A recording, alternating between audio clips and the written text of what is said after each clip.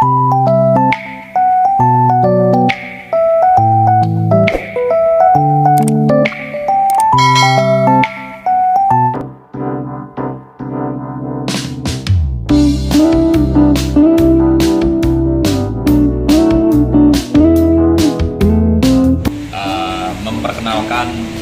kami para pemuda, teman-teman dari petani milenial, kemudian didampingi dengan Korwil, ingin bersilaturahmi kepada Pak Kadis Bontang.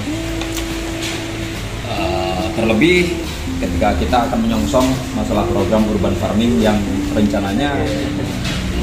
Bismillahirrahmanirrahim. Assalamualaikum warahmatullahi wabarakatuh. Waalaikumsalam. Selamat pagi menjelang siang yang kami hormati Pak Kadis dan rekan-rekan petani milenial.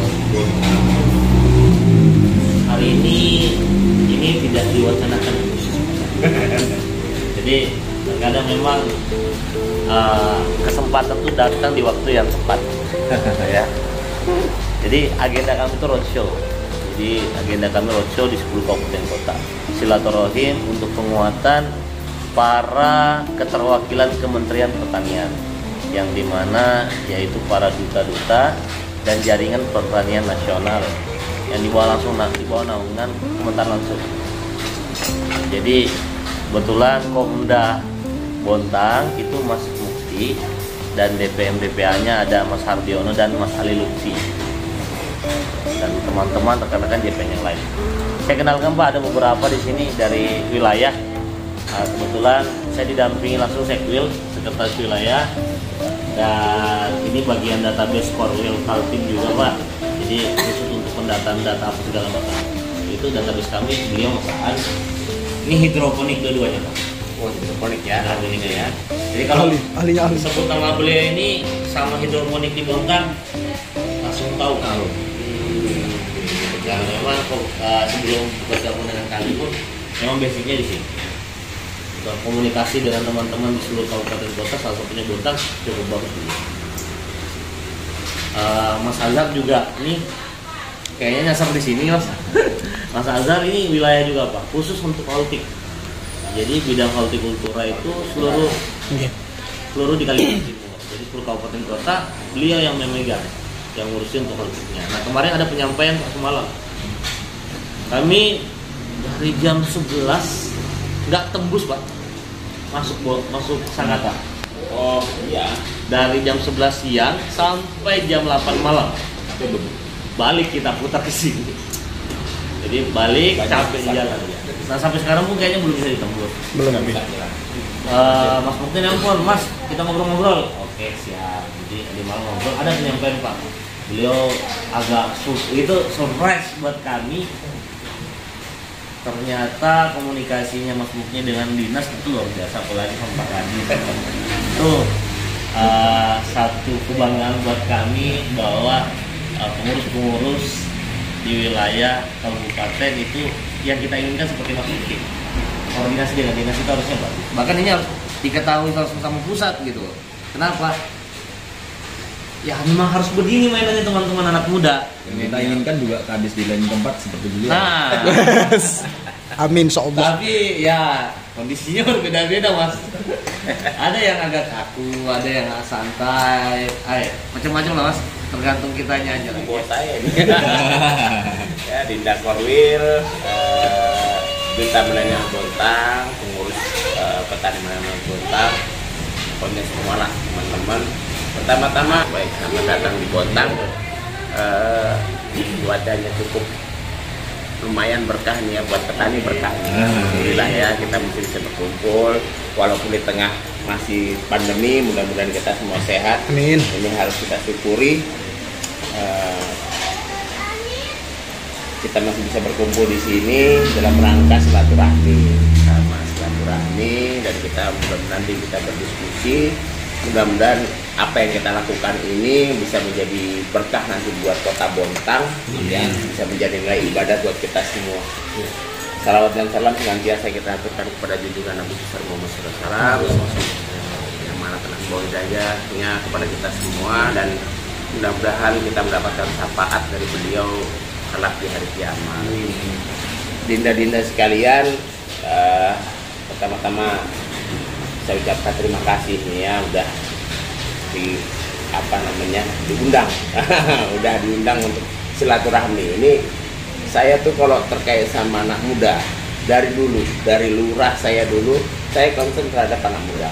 Kenapa? Ya, kenapa? Karena yang tua-tua ini pasti akan, ya kalau biasa lah ya, kalau namanya urutan itu biasanya duluan. Pasti yang melanjutkan kita yang muda-muda. Lagi di Bontang ini tingkat pengangguran tertingginya juga di anak muda. Nah ini makanya saya selalu concern bagaimana membangun anak muda ini untuk bagaimana kedepannya bisa melanjutkan Bontang supaya lebih baik. Ya, seperti itu. Terkait dengan pertemuan kita ini, mudah-mudahan kalau saya sama dinda-dinda saya ini biasa komunikasi. Kalau ada waktu, ada pertemuan, biasa saya undang mereka. Dinda ini ada begini. Cuman kadang memang kesibukan saya juga. Karena saya tuh membidangi ketahanan pangan, pertanian, perikanan, peternakan juga. Tuh, ada 4 dan masing-masing tentunya harus saya bagi porsi. Nah, sekarang ini Bontang ini punya salah satu misi. Misinya itu adalah bagaimana meningkatkan usaha pertanian, perikanan, dan peternakan itu minimal 10%. Itu dalam 5 tahun. Ini tentu kan memerlukan langkah dan memerlukan strategi. Berbicara pertanian di Bontang, sebenarnya kita cukup sedih sebenarnya. Karena apa? Wilayah hamparan untuk pertanian kita di Bontang ini tidak lebih daripada 20-30 hektar. Itu pun terpusat di Bontang Lestari.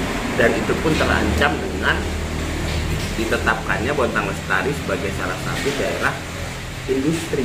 Nah, ini kan jadi tantangan. Nah, itu. Sementara disampaikan tadi Dinda sama Pak Dinda Fadil ini benar. Kita ini mau IKN. Terus Pak Wali pengen kedepannya Bontang ini jadi tempat tujuan wisata. Nah, karena kalau mengandalkan 2 industri ini saja kan ya kita nggak tahu sampai kapan. Tentunya harus ada pengembangan yang sustainable berkelanjutan. Nah, salah satunya pariwisata yang dimiliki. Nah, permasalahan sekarang di Bontang untuk mencukupi kebutuhan masyarakatnya saja itu kita hampir 80-90% itu dari luar. Nah, ini kalau dibilang masalah. Tapi kalau kita bisa melihat sisi kebalikannya, ini peluang kan begitu ya, terkait dengan ketahanan ini kan peluang. Berarti berapapun sebenarnya yang kita produksi harusnya bisa terserap. Logikanya kan begitu. Karena selama ini kita ngambil dari luar. Dan kalau kita balik tentunya ini jadi peluang buat kita. Harusnya Bontang kalau kita bisa manfaatkan sistem pertanian yang baru, tidak mengandalkan hamparan, ini bisa jadi peluang buat kita. Peluang buat anak-anak muda bagaimana kedepannya bisa mengambil tangan itu sebagai potensi untuk mendapatkan hasil ekonomi. Nah, selama ini anak-anak muda ini kan yang dibilang tadi benar itu. Lebih baik nganggur. Karena dia lebih baik nganggur nungguin TA perusahaan, betul kan? Betul itu. Daripada dia harus, karena asumsinya petani itu kotor-kotor, panas-panas. Nah, padahal kalau kita bisa tahu sekarang kan pola pertanian macam-macam, betul. Tidak mesti harus di sawah, ya kan begitu. Ada sistem-sistem pertanian yang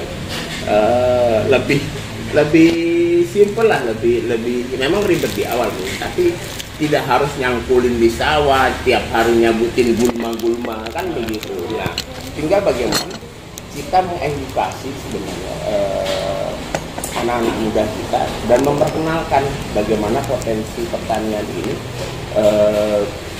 kepada mereka.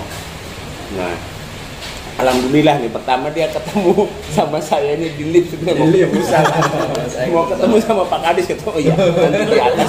Ini sampai atas ternyata Pak Kadisnya di lift. Waktu itu saya masih PLT kan, ketemu sama teman-teman dan mereka menawarkan apa ya, sejenis proposal ya, memperkenalkan diri dan segala macam. Saya langsung bilang, ke depan kita ini. Apalagi salah satu misi wali kota itu memang satu RT satu urban farming. Tujuannya itu sebetulnya kita bagaimana menciptakan atau menumbuhkan perekonomian skala kecil. Nah, cobanya tadi saya bawa presentasi ya. Next time. Tapi nanti lah. Tapi Mas Mukti sudah pernah ikut ya, atau bukan Mas Mukti ya, waktu di BBI nggak, di TPI ya? Di TPI saya ikut waktu bukan presentasi secara luas. Kalau yang luas itu diwakilin sama Mas Ojo. Ah, itu udah saya presentasikan konsep bagaimana urban farming itu, dan saya mengharapkan memang jadi di dinas kami itu memang keterbatasan penyuluh dan segala macam. Dan ini setelah saya gaungkan ini urban farming di pemerintah Kota Bontang ini setiap RT itu ada dana, namanya dana stimulan. Itu bisa dipakai RT untuk keperluan masyarakatnya. Itu sebesar 26 juta Per tahun atau per tahun. Dan yang ditawarkan di program di stimulan itu yang pertama urban farming, yang kedua itu ekonomi kreatif sama pemberian makanan tambahan. Jadi saya ada beberapa kali ada kesempatan untuk menyampaikan terkait dengan urban farming, core bisnisnya segala macam. Ini 300 RT udah tertarik untuk melakukan urban farming. Itu bikin saya pusing. Kenapa? Target saya sebetulnya nggak banyak. Saya tuh maunya itu padahal kalau di awal-awal sebelum saya presentasikan, teman-teman mewakili kita untuk presentasi itu, paling target saya awalnya pesimis ya dengan urban farming ini. Hanya saya berharap sih kalau 30 RT, 40 RT, 50 RT saya bisa fokus kan. Ternyata langsung 300 mau itu. Akhirnya kami dikejar-kejar bagaimana menyusun RAB dan segala macam. Alhamdulillah sudah. Dan jadi kepikiran saya lagi ini bagaimana ke depannya ini kalau semua minta pendampingan. Nah, butuh personil banyak kan. Sebenarnya personil saya cuma berapa 100, itu pun udah 3 bidang tadi, 4 bidang 100. Yang khusus pertanian saja berapa. Nah, kemarin saya sudah sampaikan ke teman-teman, mau nggak jadi relawan? Relawan dalam mendampingi Pak RT. Dan ini namanya gini, nanti di tiap RT yang melaksanakan itu ada yang namanya Poktaman, kelompok tani halaman. Nah, jadi mereka nanti melaksanakan program urban farming yang kita tawarkan itu. Kita udah bikin RAB-nya. Nanti sistemnya itu adalah aquaponik, Ambulator. ya, apa namanya, ikan dengan sayur. Hidroponik, terus tabulapot, budidaya ikan dalam ember, nah itu, sama agroforestry, madu kelulut, madu kelanceng, madu kelanceng. Ya, mereka kita udah siapkan hitungannya karena kita berasumsi paling di dalam 26 juta itu, kalau dia memberikan apa namanya, mengalokasikan dananya itu range-nya mungkin 10 sampai 15 juta. Itu kan modal awal untuk membuat. Nah, itu sudah kita hitungkan ke mereka, udah kita kasih ke mereka untuk dibelanjakan nantinya untuk dibikinkan. Nah, saya belum berkesempatan lagi nih diskusi sama teman-teman nih. Nah, mudah-mudahan nanti ke depan bisa kami diskusikan lebih intens. Nanti untuk tim pendamping itu, nanti kita bukan hanya petani milenial, kita juga menggait dari Kodim 0908 itu sangat concern sekali dengan ini, dan dia udah, ayo mas, bikin. Pak Dadingnya ini kan kebetulan satu angkatan sama saya, dia Akabri, saya STPDN kan. Ayo mas kita bikin, ayo mas, ya udah. Cuma nanti kita akan SK-kan deh. Jadi nanti SK itu sebagai dasar teman-teman juga melaporkan kemudian ini loh bentuk kerjasama kita. Apakah nanti kita sebelum kita SK-kan kita mau bikin MOU dulu, nggak apa-apa, supaya nanti jadi lebih kuat toh peran petani milenial kan. Apakah kita dengan bikin MOU, jadi bukan hanya teman-teman ini, nanti dengan Dadim juga jadi sejajar. Jadi saya angkat memang teman-teman TMB ini, bahkan kemarin kan kita udah dengan perusahaan kan. Iya. Nah, saya mau apa? Untuk berbicara dengan perusahaan yang ada di Kota Bontang. Dengan teman-teman perusahaan mereka udah berbicara. Dan harapannya ini membuka pintu teman-teman ke depannya kalau mau mereka menjalin kerjasama dengan perusahaan itu udah saya Ya, ini loh saya petani bukan ini pintu. loh petani milenial Bukan Bontang pintu. udah ada eksis. Ada, ya. Nah, itu jadi memang besar harapan saya kepada adik-adik ini semua nantinya bisa merubah pelan-pelan merubah mindset masyarakat Bontang terutama yang muda. Kenapa? Tingkat pengangguran Bontang itu dan yang tahu itu adalah RT. Tuh, makanya nanti pelan-pelan nanti kalau teman-teman masuk dekatin Pak RT. Pak RT di sini anak mudanya ada yang nganggur kah? Mungkin nanti bisa diajak ngobrol, sharing, sama-sama ngeliat dulu. Mungkin yang sekarang jalan ini kan skalanya skala kecil ya. Saya taman tuh saya nggak mau banyak orang supaya nanti manfaatnya lebih terasa. Karena dengan modal katakanlah 5-10 juta ketemu break even pointnya untuk dia supaya nanti kedepannya bisa untung saja itu mungkin butuh waktu lama.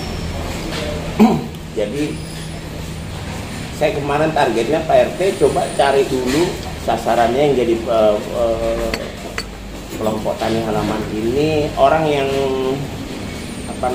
memang sudah punya keluarga mungkin ya tidak bisa bekerja di tempat lain. Daripada dia tidak berdaya secara ekonomi itu dirangkul untuk jadi petani halaman. Nanti hasilnya kalau bisa dipasarkan dulu di tingkat RT. Saya minta nanti ASN juga berperan di sana. Dalam artian kalau dia tahu di RT-nya itu ada urban farming tadi, ada kelompok tani. Ketika dia panen, dia harus beli. Yes. Nanti saya minta ASN itu. Jadi ada nilai sosialnya, beli bukan hanya untuk dirinya, Iya. beli, Membantu. belilah lebih, nanti bagikanlah kepada tetangga-tetangga yang mungkin kurang. Nah di situ ada nilai ekonomi, ada nilai sosial. Lahannya dulu, artinya lahan yang akan digunakan untuk berhidroponiknya itu matahari pagi dulu. Kalau air kan di sini sudah PDAM aman Pak. Ya. Nah itu, jadi gagalnya itu karena ya udah hidroponik yang penting ditaruh gitu. Padahal Yang penting dia punya suplai air, ya AB mixnya ada. iya Matahari paginya nggak diperhatikan. pagi kan. Jadi nit Pak. Kalau bahasa orang Sunda tuh nit. Hidup segan mati tak mau. Iya. Kecil tuh Pak. Nggak ya kalau nggak mau berkembang. Ini kenapa gitu. Oh gitu, iya. Mas Angga kalau ke Bontang tolong dijaga aku suka. Mantannya di sini seorang. Waduh, itu sudah di luar tanggung jawab saya itu. Memang itu sih. Bahaya levelnya. Dia sama Rina ngamuk Pak. GPS-nya dimatikan. Kenapa di Bontang GPS? Saya lama 10 tahun Pak di Bontang. Oh 10 tahun. Dari Pisangan pindah ke Selat Bali, pindah di Hok 6. Kebetulan di sekitar tahun Farming, dia bicara ikan laut aja ya kan begitu. Keramba. Nah kebetulan saya ini lebih generalis, saya sih bicaranya bagaimana ketahanan pangan kita di Bontang ini ada peningkatan menuju kalau mandiri sepertinya sulit. Kaltim sendiri tidak bisa mandiri pangan, tapi bagaimana kita menambah ketahanan pangan kita ini supaya kita bisa lebih kuat, itu saja. Ya, salah satu contohnya ya ini tadi kita tingkatkan pertanian, perikanan, dan peternakan. Mudah-mudahan, tapi tidak ada yang ahli peternakan itu, ada ahli peternakan. Karena kita mainan sapi, ayam di PPU, sapi ada beberapa, di Bukar ada, di Brau ada, Bukar sama Brau. Kalau anggota PMB ada Pak. Sama Rina. Di kambing dan di ayam kampung khususnya. Di anggota PMB. Cuman bagaimana kalau peternakan ini kenapa 10 menit lagi? Bagaimana kita sebenarnya kan terkendala peternakan kan ada limbah. Ya kan? Dan juga tidak untuk RT/RW pun biasanya Magot pernah dengar Pak? Magot. Magot Iya, untuk ayam sudah ada kayaknya di Bontang. Ada binaannya DLH yang Kan? di depan pemadam, belakang pemadam. Ada magot. Cuman Bapaknya masih. iya untuk skala rumah tangga kalau peternakannya agak repot. Iya, Iya kan? Karena pakannya masih mahal. Cuman ya nantilah kita diskusi lagi dan sekalian ya nanti kita coba jalankan satu program dulu. Nanti kalau udah jalan, kita coba Kembangkan lagi. yang lain. Harapannya nanti dengan adanya dinda semua ini, mudah-mudahan semakin luas.